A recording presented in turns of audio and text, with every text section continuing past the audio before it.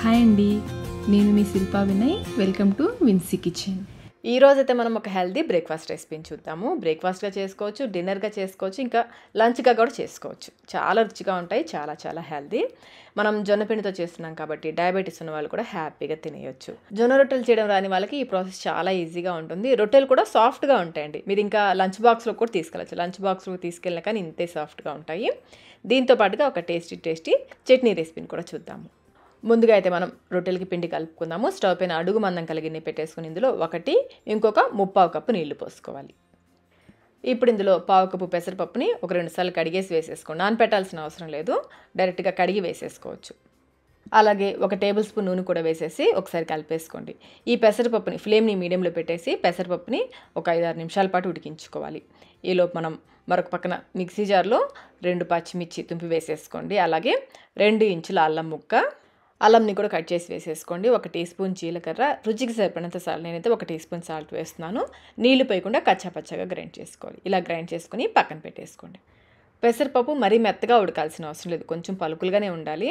ఒక 5-6 నిమిషాలు ఉడికించుకుంటే సరిపోతుంది. తర్వాత మనం గ్రైండ్ చేసుకున్న పచ్చిమిర్చి అల్లం పేస్ట్ ఉంది కదా, అది వేసేసుకోవాలి.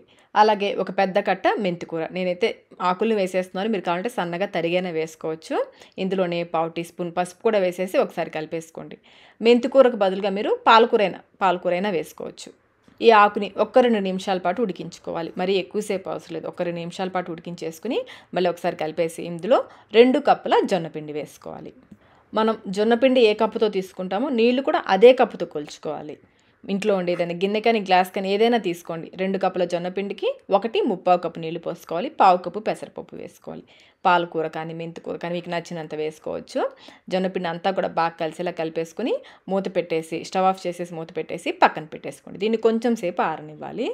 ఈలోపు మనం చట్నీ చేసేసుకుందాము. స్టవ్ పైన ప్యాన్ పెట్టేసుకుని 1 టేబుల్ స్పూన్ నూనె వేసి నూనె కాగిన తర్వాత 7-8 పచ్చిమిర్చిని చిన్న ముక్కలుగా కట్ చేసి వేసేసుకొని వేయించుకోవాలి. ఈ చట్నీ కొంచెం కారంగానే ఉంటే బాగుంటుందండి, కొంచెం మిర్చి ఎక్కువ వేసుకుంటేనే బాగుంటుంది. మిర్చి చూడండి ఈ విధంగా తెల్లగా అవ్వాలి, ఈ విధంగా తెల్లగా అయ్యేంతవరకు వేయించుకోవాలి. ఇప్పుడు ఇందులో 1 టీ స్పూన్ జీలకర్ర, 10 వరకు వెల్లుల్లి రెబ్బలు కూడా వేసుకుని 1-2 నిమిషాల పాటు వేయించుకోండి.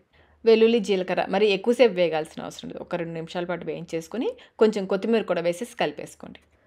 కొత్తిమీర కూడా కొంచెం మగ్గిన తర్వాత స్టవ్ ఆఫ్ చేసేసుకొని ఇందులో 1 కప్పు వేయించిన పల్లీలు వేసుకోవాలి. నా దగ్గర పల్లీలు వేయించి రెడీగా ఉన్నాయండి, అందుకనే వేయించిన పల్లీలు వేసేస్తున్నాను. మీరు కావాలంటే ముందు పల్లీలు వేయించుకుని తర్వాత ఇవన్నీ వేసి వేయించుకోవచ్చు. ఇవి పూర్తిగా చల్లారిన తర్వాత మిక్సీ జార్లో వేసుకోవాలి.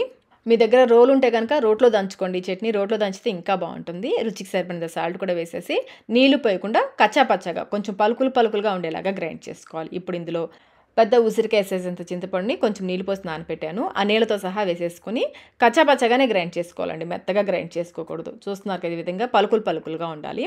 ఇప్పుడు ఈ చట్నీని ఒక గిన్నెలోకి తీసేసుకోవాలి. మిక్సీ జార్లో కొన్ని నీళ్లు పోసి తొలిపేసి ఆ నీళ్ళు కూడా పోస్తున్నాను. చట్నీ అయితే పలచగా చేసుకోవద్దు, చట్నీ కొంచెం గట్టిగా ఉంటేనే బాగుంటుంది. అదే మీరు రోట్లో దంచుతున్నట్లయితే మధ్యలో కొంచెం నీళ్ళు పోసుకుంటూ దంచుకోండి. నేను మిక్సీ జార్లో గ్రైండ్ చేస్తున్నాను కాబట్టి చట్నీ బయటకు తీసాక నీళ్ళు పోసి కలుపుతున్నాను. అదే మీరు మిక్సీ జార్లోనే నీళ్ళు పోసి గ్రైండ్ చేస్తారనుకోండి, టెక్స్చర్ వేరేగా ఉంటుంది. ఇలా చేసి చూడండి, చట్నీ అయితే రుచి అద్భుతంగా ఉంటుంది. పల్లీ చట్నీ రెడీ అయిపోయింది. ఈలోపు మనకి జొన్నపిండి కూడా కొంచెం వేడి తగ్గుంటుంది. ఒకసారి కలిపేసుకొని ఇప్పుడు ఇందులో ఒక పెద్ద ఉల్లిపాయని కొంచెం పెద్ద ముక్కలుగా కట్ చేసి వేసుకోండి. అలాగే ఒక పెద్ద క్యారెట్ని కూడా తురిమేసి వేసుకోవాలి. ఇంకా సన్నగా తరిగిన కొత్తిమీర కొంచెం వేస్తున్నాను. కొత్తిమీర మీ ఇష్టం అండి, మీకు కావాలంటే కొంచెం ఎక్కువ కూడా వేసుకోవచ్చు. నాకు ఆ మెంతికూర ఫ్లేవర్ ఎక్కువ ఇష్టం, అందుకని కొత్తిమీర కొంచెం తక్కువ వేశాను. ఇవన్నీ కూడా ఒకసారి బాగా కలిసేలా కలుపుకోవాలి. ఇలా కలుపుతూ ఉంటే మనకి ఇదంతా కూడా చక్కగా ఒక ముద్దగా అయిపోతుంది.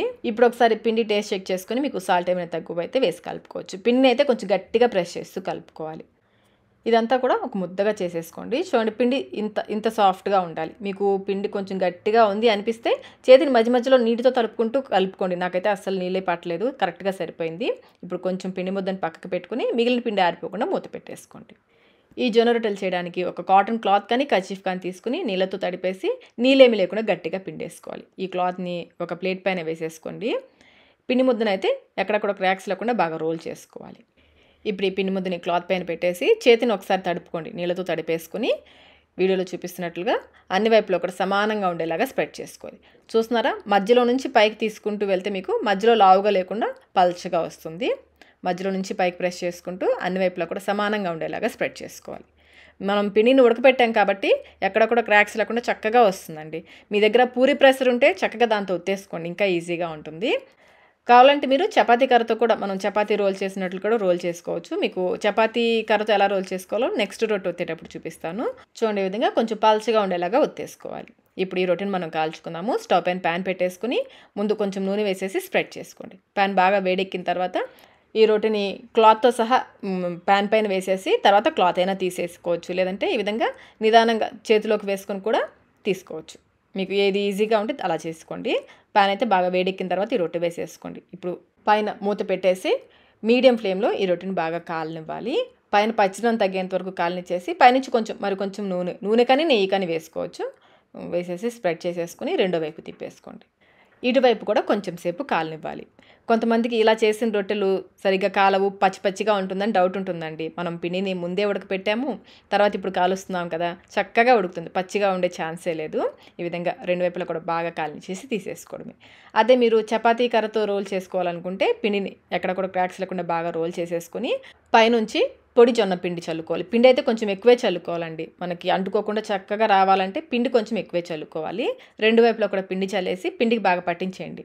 తర్వాత చూడండి అంచుల్ని ఈ విధంగా ట్యాప్ చేసుకోవాలి. ఇలా చేయడం వల్ల మనం చపాతీ కర్రతో రోల్ చేసేటప్పుడు పగలకుండా చక్కగా వస్తాయి. ఇప్పుడు చపాతీ కర్ర కూడా కొంచెం పిండి అద్దేసేయండి. కొంచెం నిదానంగా రోల్ చేసుకోవాలి. మరి చపాతీలాగా గట్టిగా ప్రెస్ చేసేది, కొంచెం నిదానంగా రోల్ చేసుకోవాలి. చేత్తో వత్తడం రాని వాళ్ళు ఈ విధంగా చపాతీ కర్రతో కూడా చేసుకోవచ్చు. అలాగే చపాతీ కర్రకి పిండి చూడండి ఈ విధంగా ఆ తడి పిండి అంటుకుందంటే స్ప్రెడ్ చేసేటప్పుడు అంటుకుపోతుంది. మధ్యలో ఆ పిండి లేకుండా క్లీన్ చేసేసుకుంటూ రోల్ చేసుకోండి. ఇలా చేసుకున్నా కానీ పల్చగా వస్తుంది. కాకపోతే కొంచెం నిదానంగా ఒత్తుకోవాలి. తీసేటప్పుడు కూడా కొంచెం జాగ్రత్తగా తీసుకోవాలి. ఈ టిప్స్ ఫాలో అవుతూ చేస్తే మీరు చపాతీ కర్రతో కూడా ఈజీగా చేసుకోవచ్చు. నాకైతే చపాతీ కర్రతో కంటే కూడా చేత్తో ఒత్తడమే ఈజీగా అనిపిస్తుంది. మీకు ఏ ప్రాసెస్ ఈజీగా ఉంటే ఆ ప్రాసెస్లో చేసుకోవచ్చు. ఇదే విధంగా మిగిలిన రొట్టెలన్నీ కాల్చేసుకోవాలి. అంతేనండి, ఎంతో టేస్టీ హెల్దీ జొన్న రొట్టెలు అంటారు, జొన్న పరాటాలు అంటారు, మీ ఇష్టము. రెడీ అయిపోయాయి. సాఫ్ట్గా చాలా అంటే చాలా బాగుంటాయి. మధ్యలో ఉల్లిపాయలు తగులుతూ మనం పెసరపప్పు వేసాము, మెంతికూర, అన్నీ కూడా చాలా హెల్దీ. అలాగే మనం దీనికి కాంబినేషన్గా చేసిన పల్లీ చట్నీ కూడా రుచి అద్దరిపోతుంది. అసలు చట్నీ లేకుండా ఉట్టిగా కూడా తినేయచ్చండి. ఇంకా కావాలంటే పెరుగుతో అయినా తినొచ్చు. మరి ఈ హెల్దీ రెసిపీని మీరు కూడా ఒకసారి తప్పకుండా ట్రై చేయండి. ట్రై చేసి మీకు టేస్ట్ ఎలా అనిపించిందో మాకు కమెంట్ రూపంలో తెలియచేయండి. వీడియో నచ్చినట్లయితే లైక్ చేయండి, మీ ఫ్రెండ్స్కి ఫ్యామిలీ మెంబర్స్కి షేర్ చేయండి. ఇలాంటి మరిన్ని రెసిపీస్ కోసం మన ఛానల్ని సబ్స్క్రైబ్ కూడా చేసుకోండి. Thank you.